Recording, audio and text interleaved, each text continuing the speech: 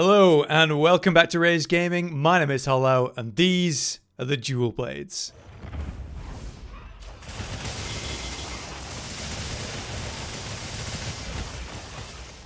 Yeah, I think we've all been loving doing that. This, though, is my Dual Blades guide. How to play them from the basics all the way to the most advanced details. There's going to be a lot to cover, and so it might initially start basic, but things get very advanced very quickly for all the topics we're covering. So if you need to, use the timestamps to go back or skip forward to learn about what you might need to learn about. Since this is going to be a dense and long video, you might need to return to. The goal here is to equip you with the information about all your options, but also show and explain what they do and why, and what's best to actually do in what moment, covering absolutely everything that we can. So let's begin. So we're jumping into training. I'm in a basic set. I'm wearing basically no armor and I've got the hope weapons to keep things as clean as possible. As I do with these guides, we're actually going to begin with the main systems. So if you come to the info tab and go to the play guide, you can go to weapon controls and dual blades and you can see all of this yourself. The information here is certainly useful, but the main thing you don't want to care about here is weapon properties and the main systems inside of it. So let's start with the main thing, which is demon gauge. As it states,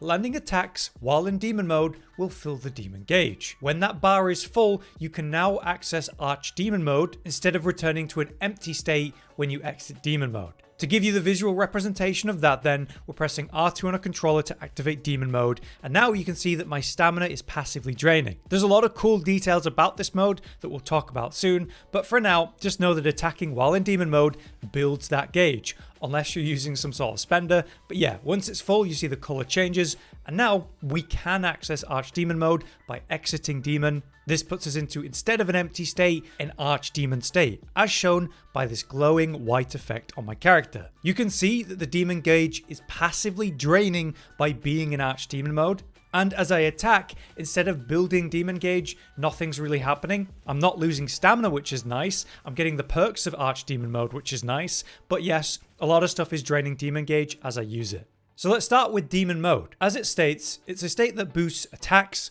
movement, speed, and evasion, and also makes you immune to knockback. But that comes at a cost because that stamina gradually depletes. This state, you'll be forced out of it if you reach 0 stamina, though you can extend it for a little while. But essentially, it's like a heightened state. As I roll without being in it, and then I enter demon mode and then roll, you see I get a better dash that just has better mobility and control. All kinds of things are possible while I'm in demon mode, like the new demon dodge we're about to explain, but accessing combos like the blade dance, or using demon flurry rush to attack and move at the same time, which is absolutely incredible. Being in demon mode is like being in a powered state. But archdemon is also a state that boosts different attacks, but now they'll consume demon gauge rather than build it, and importantly, archdemon mode will end when that gauge is depleted. So because I have 0 gauge right now, I can't enter archdemon. Therefore, the core of Dual Blades is quite simple. You're going to be building demon gauge to spend on powerful attacks and combos. Whether you do so in demon mode like so, or swapping into archdemon mode, it depends on the context of what's going on. Importantly, you restore stamina while in archdemon mode,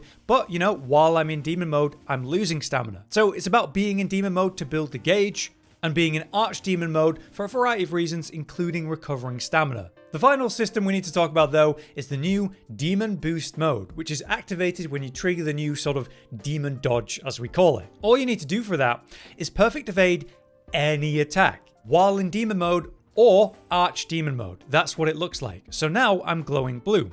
You can see there's a timer at the top left to show how long I actually have left on this boost. But as you can see, as I sheath my weapons, I lose the buff. So it's important not to sheath your weapons as much as possible unless you're willing to give up that buff. That also means jumping on the back of your seikret will cancel that demon boost buff, which you absolutely do not want to do without the intent of doing it.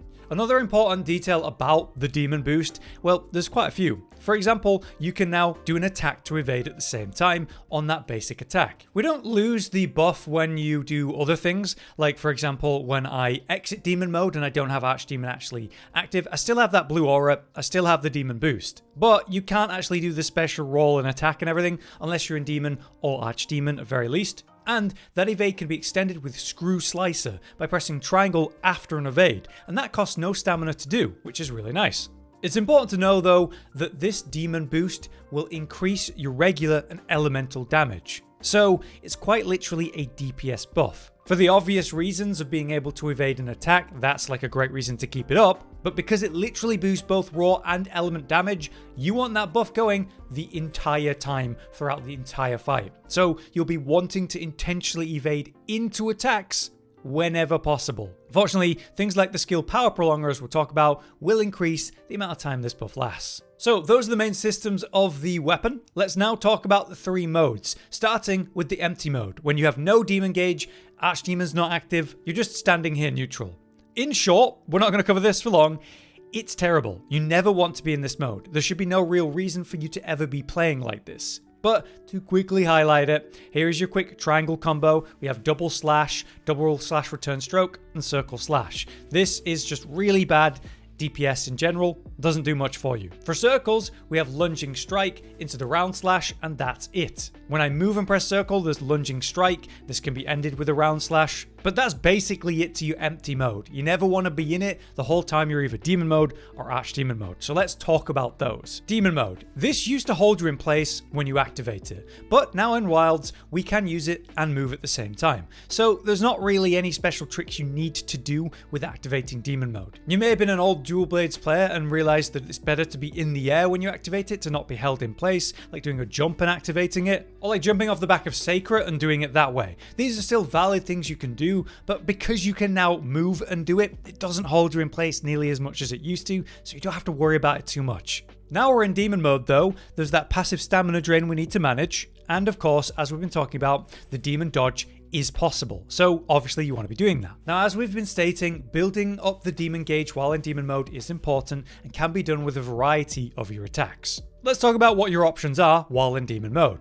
Firstly, we have the basic triangle combo. It is Demon Fangs, 2-fold Demon Slash, and then that ends on the third one, 6-fold Demon Slash. You may have heard this referred to as things like D1, because Demon Fangs 1, D2, because 2-fold Demon Slash, which actually does 2 attacks in one go, which is really nice. And then finally, the 6-fold Demon Slash, or D6. Why this is commonly referred to in that way is because it's a lot easier to reference quickly and understand what I mean. But in short, the D6 or 6-fold Demon Slash combo is a solid DPS combo. One that is your best generator of Demon Gauge, so you will be using it a lot. The problem is that you actually can move and attack and not be in animation lock when you're doing D1 and D2. But as I go into D6, this longer combo fully animation locks me, holding me in place. So while it's decent DPS, while it's your best Demon Gauge builder, it's got risks associated with it. So whenever you need to build Demon Gauge, you will be looking to do that, but you gotta be wary of that animation lock, because don't forget, you've gotta be ready to evade into attacks to activate that demon boost regularly. So if you're stuck in an animation lock, you can't do that. That's really it for the triangle combos, but the way they link to the other combos is very important. Let's start with the circle combos. So we have Demon Flurry Rush, Round Slash, Double Round Slash. This is okay damage, but again, we're talking about animation locks and holding yourself in place, so you won't commonly use those. What you will use though is a lot of Demon Flurry Rush, because it allows you to attack and move at the same time, which is important. Let's say I'm at like a hind leg and the damage is terrible here, like I can't get anything. I want to go to the head where the damage is going to be good, but why would I do that by walking? Why not do that while dealing damage at the same time? So Demon Flurry Rush is very important for that purpose. But the way it links into your basic combos is vital to understand and has changed in wilds, so I think this is really important for people to be aware of. Demon Flurry Rush in wilds can be done while stood still. See how I'm not moving really when I'm using that?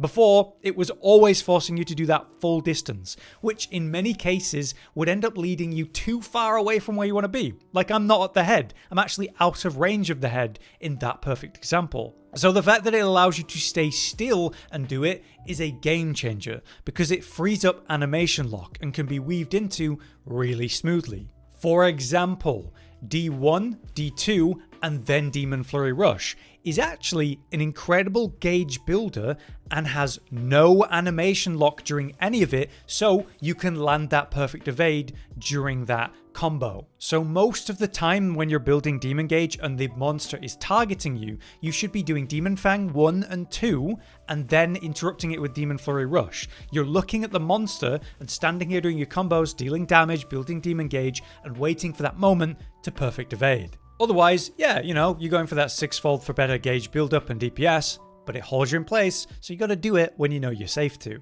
The other important thing to be aware of when it comes to Demon Flurry Rush is using it as a movement tool if for some reason you're far away from the monster. So, for example, if I want to get towards the monster, I could evade, Demon Flurry Rush, evade, Demon Flurry Rush, evade, Demon Flurry Rush, and so on and so on. Like, just a repetitive pattern that we can do to move around.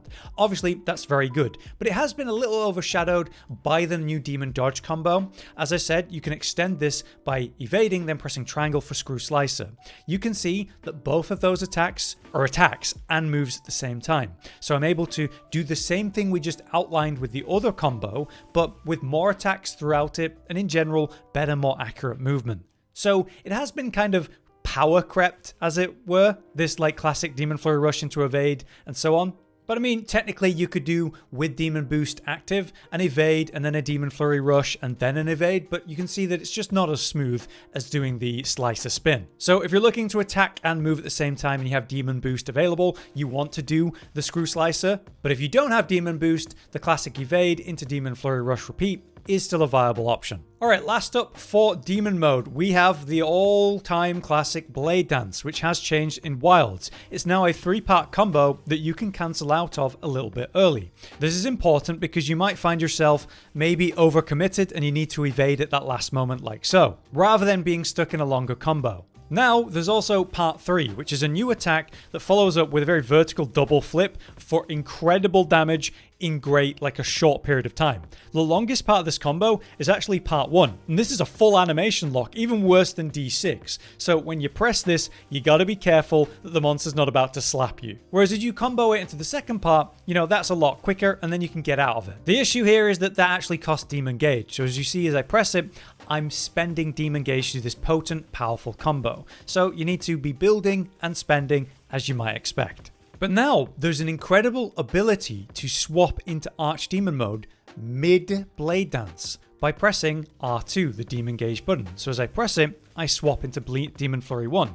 And now I'm actually already in Archdemon mode. I've just come out of Demon mode into Archdemon mode by doing an attack. That's quite exciting. We're going to link the two together and explain how important that is because it's absolutely vital you understand it after we talk about Archdemon mode. So let's begin. Archdemon mode must be maintained by having some Demon Gauge active at any time. So if that bar at the top left empties, we're going to lose Archdemon. We don't want that. But while it's in that orange glow, I can at any time leave Demon mode and come into Archdemon, where I can actually benefit from a better evade. And in Archdemon mode, I can still activate that perfect evade for the Demon Boost. I can still do the attack evade and Screw Slicer, which is awesome. But as you can see, this is consuming a lot of Demon Gauge to do. Here's your basic triangle combo, double slash, double return stroke, circle slash. It is a different combo. You can't do D6 in Archdemon. It's a fine combo, but it's absolutely not what you want to be doing while in Archdemon mode. It's a waste of the Demon Gauge that's slowly being drained while we're in Archdemon. Then we have the circle combo, which is the same mostly. You can Demon Flurry Rush as before, go into round slash, but that's kind of it. Fortunately, it doesn't really animation lock you nearly as much as when you're in Demon mode doing that combo. But again, it's not really what you want to be doing when you're in Archdemon mode. So what do you want to be doing when you're in Archdemon mode? Well, you want to press the same keybind you press for Blade Dance, which will do something else. Triangle plus circle. So as you can see, I'm going to do Demon Flurry 1 and Demon Flurry 2, which is the full combo. This is the most important combo you have in Archdemon because it's basically super quick, great DPS, and allows you to move in any direction while you're doing it, whether that's backwards, forwards, sideways, whatever, which is incredible for staying on target, evading attacks at the same time, and doing, like I said, solid DPS. Let me give you the example. The full D6 combo is 9 hits for 93 damage. The full Demon Flurry combo times 2 is 80 damage in 8 hits. So the D6 combo is slightly more damage, but you get to recover stamina while you're in archdemon mode, which is really important. Not to mention, if you want to swap into the blade dance, you can by pressing R2, blade dance 2, back into demon flurry, back into blade dance 3. Suddenly, a lot of options are available. So, for this next section, let's talk about how demon mode and archdemon mode can overlap and you can swap between them mid-attack, mid-combo, and how vital that actually is. And it's very simple. To activate a blade dance, you can press triangle and circle at the same time, and that's it. To activate demon flurry while in archdemon, you just press triangle and circle at the same time, and that's it. To continue the respective combo, you press triangle and circle again, and that's it. If you want to continue blade dance, you just press triangle and circle again a second time, and then a third time to do the full thing. But what's really cool about this is you can press R2 to swap between the modes and continue the combo. So blade dance part 1, if I press R2, well then I go into archdemon for demon flurry. R2 again, blade dance 2, R2 again, demon flurry 2, R2 again, blade dance 3. That is your longest, most effective combo right there, but it takes about 6 or 7 seconds, so while the DPS is great and the output's great, it's a long combo to hold yourself in place. But think about it. As I'm doing blade dance, I'm losing stamina, but then as I go into demon flurry, I'm recovering stamina. So I'm losing stamina here, right? Losing stamina, recovering it. Losing stamina, recovering it, losing stamina. Look at my stamina at the end of that combo. It's nearly full, like I was regenerating it through most of that combo, which is incredible to say that it's like your best combo for raw damage over time. Using this slickly mid-combat is really important. For example, I go for a blade dance and I go, oh, bad time, let me just do a demon flurry move out the way and get out of there. Cancelling the combo, breaking the animation lock, and dealing great damage actually. Let's say instead I start a demon flurry combo and I'm like, okay, let's see what's happening. Oh, you know what? There's an opening there. Let's finish with blade dance 3. Or same thing, demon flurry 1, blade dance 1, demon flurry up, no opening, let's get out. It allows you to swap between the modes, looking for the right window of opportunity.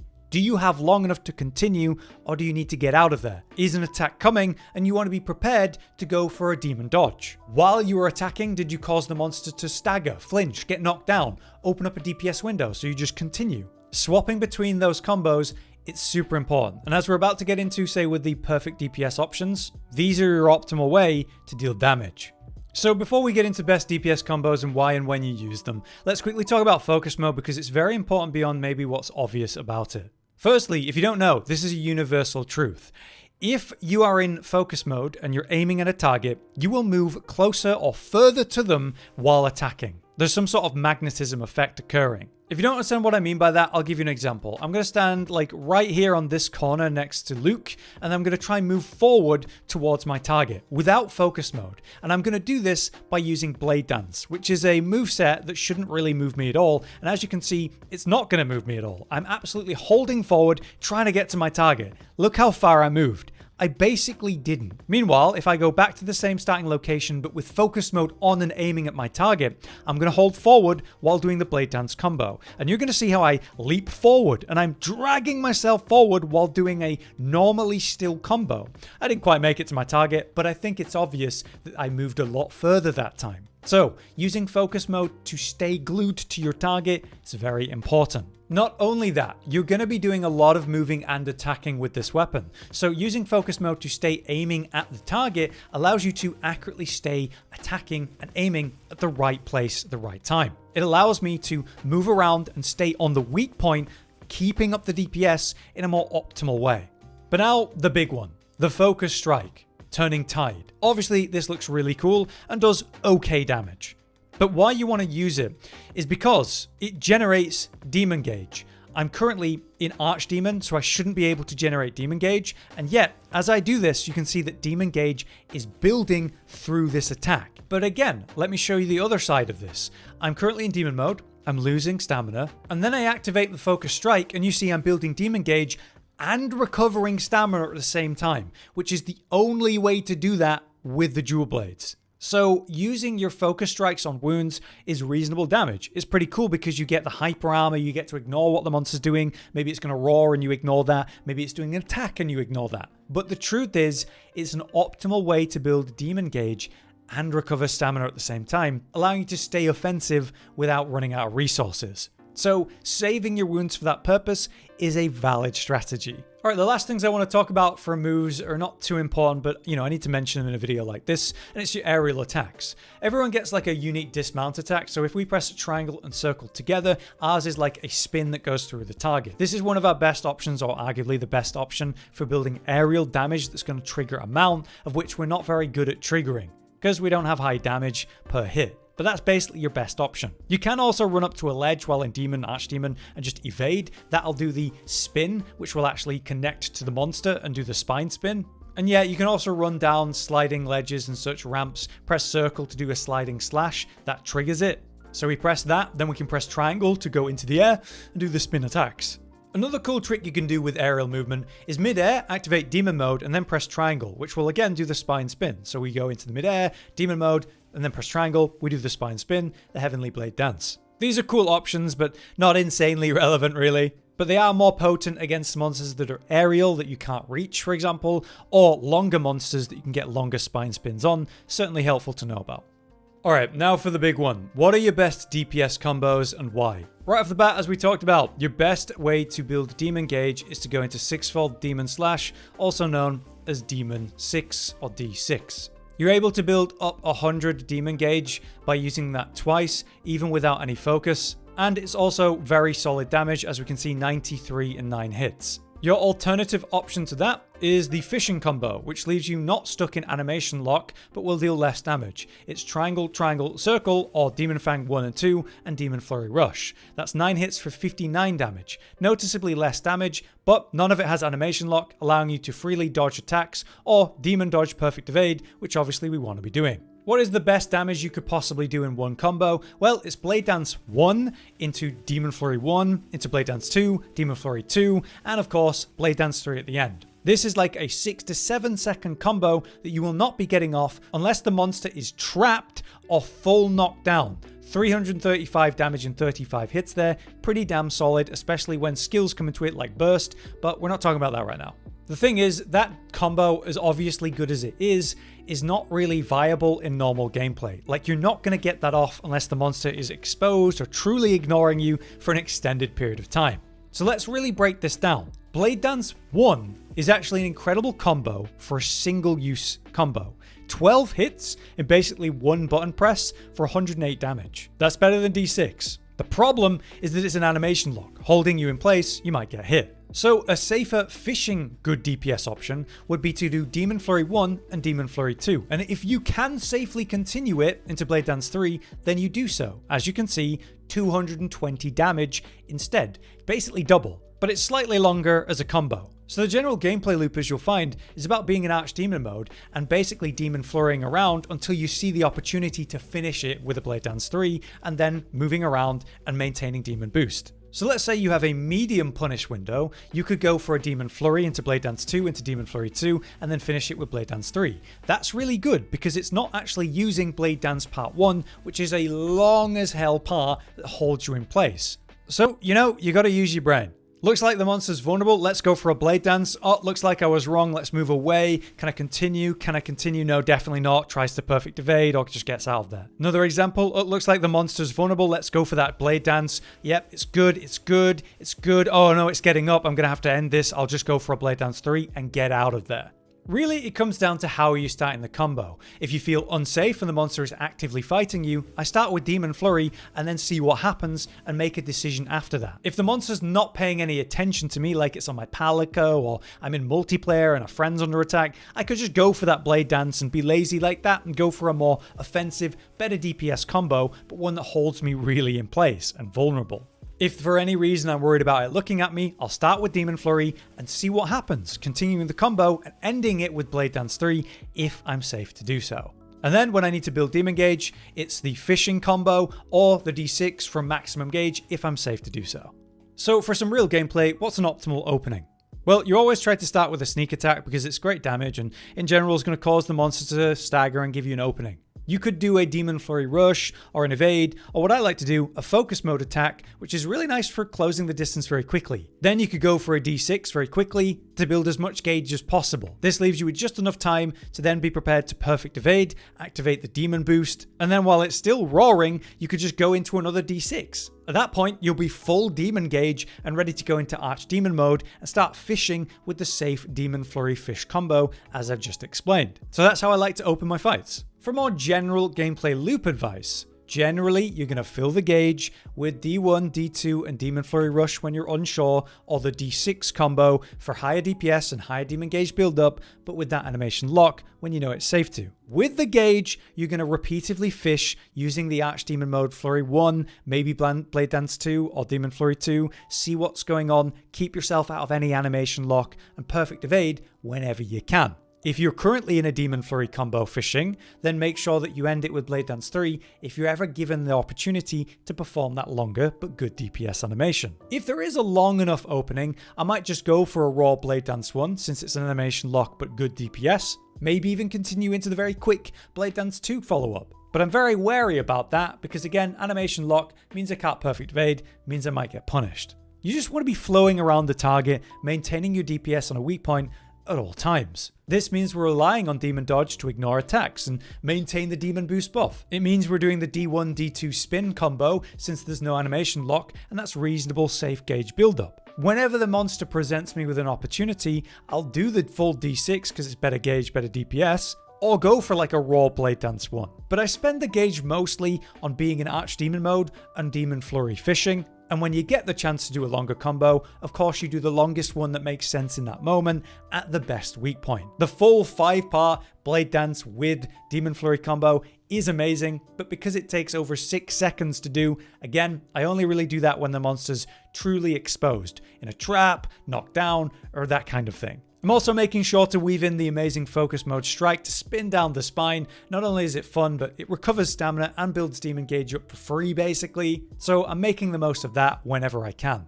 But now let's talk about ideal dual blade skills. One of the most important skills that you can get is this: evade window. It extends the invulnerability period when you're evading. So when you're going for those demon dodges, it makes it significantly easier and more forgiving to actually land those. In my opinion, evade window 3 is kind of the incredible comfort minimum level. Level 4, level 5 feels amazing, but definitely is overkill, unless I'm willing to give up DPS potential.